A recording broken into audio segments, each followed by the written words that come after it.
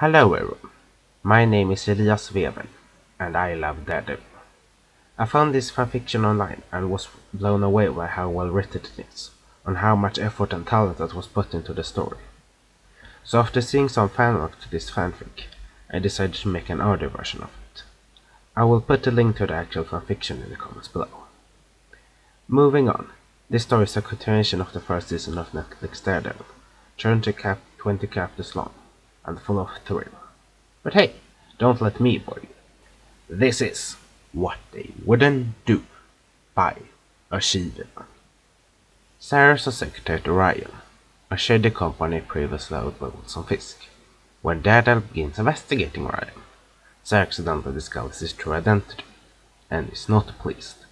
Despite her best efforts to avoid him after figuring out who he is, Ch1 quickly finds herself on the receiving end of the Daredevil interrogation in a dark alley. Post-season 1, eventual math/OC. Rated, Fiction T. Author's note. Hello everyone, welcome to the first fanfiction I've written about 7 years. Daredevil just drew me in and wouldn't let go.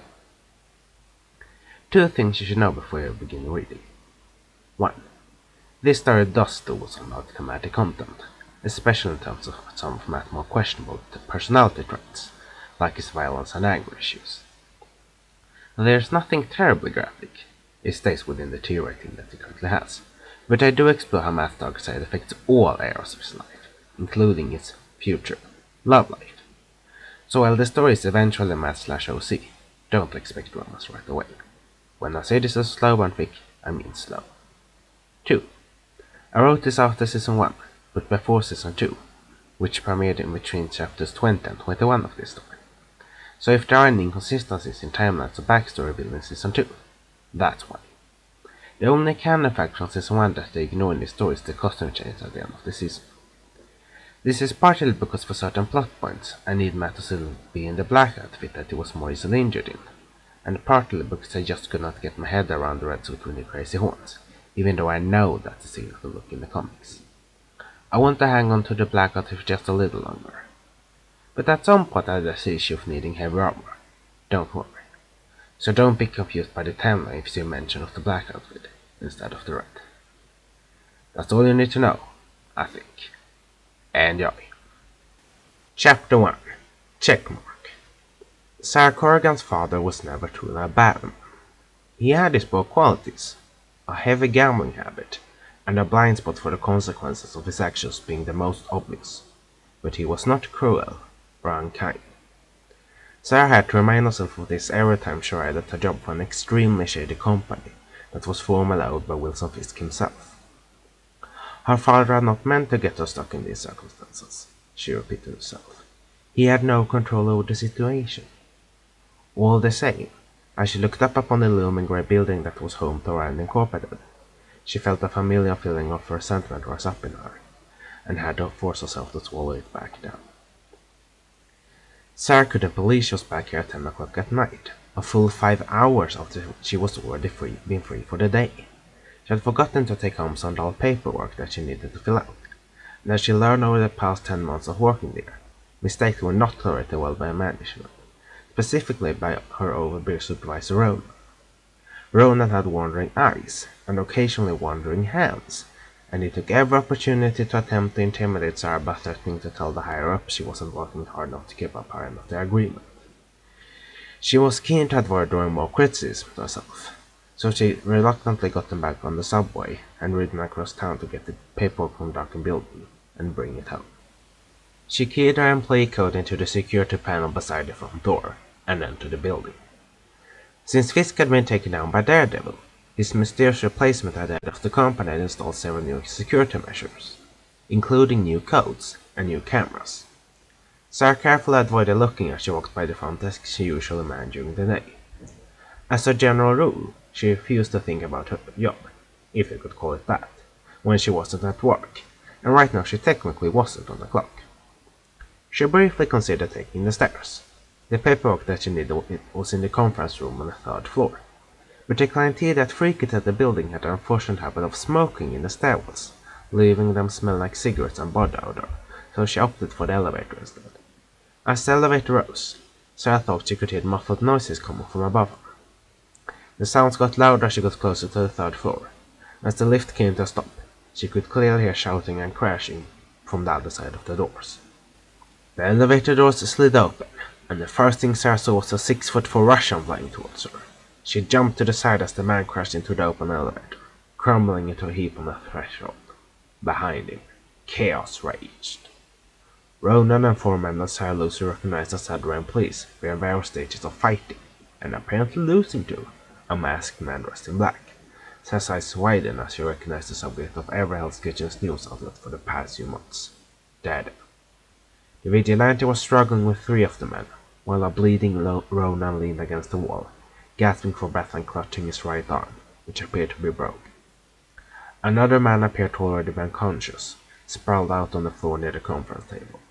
In the middle of the room, Daredevil moved impressively fast, crashing one of the men while effectively blocking the other two. Sarah slammed her hand onto the down button, intending to get out of the fray, but the man whom she assumed Daredevil had thrown away was blocking doors from closing. He didn't wake as the door spun persistently against his side. Shit! Shit! Shit! Shit! She bent down to try to heave his giant form out of the way, but within a few seconds of trying, she could tell it was far too heavy. Suddenly, she heard a gunshot and the water cooler set a mere few feet from the elevator door exploded, flooding the floor with water and broken glass. Snapping her head up, she saw Ronan, stupid asshole Ronan, firing a handgun. He was apparently aiming at the vigilante, but with his dominant arm clearly broken, he was forced to fire with his left hand, and the bullets were going everywhere. Scrambling over the colossal Russian, who, shockingly, appeared to be steering, Sarah ducked low and ran along the wall closest to her, keeping away from the raging fight and hopefully the flying bullets. Something smashed into the wall up close above her head and she screamed. The vigilante's head snapped in her direction, and in his moment of distraction, one of the men slashed his face with what looked like a shard of glass. Daredevil hissed in pain and slammed his fist into the man's face, focused once more on the fight. The stairwell was on the other side of the fray. There was no way she made it there in one piece. Instead, Sarah dipped into the first open room she came to, a small, darkened office. She scanned the room, looking for a place to hide. Unfortunately, her best bet seems to be underneath the desk in the far corner, an obvious hiding place, but it would conceal her at least. Crawling into the small space, she fumbled in her purse for a stun gun. She wasn't sure who she was more scared of, the vigilante that was currently taking out 4 fully grown men, having already taken out 2 more, or the idiot with the gun and away. A stun gun probably wouldn't do much against either of them, but it was better than nothing, she supposed. She listened as the fight continued. The gunshot ceased suddenly, and she heard Ronan shout in pain.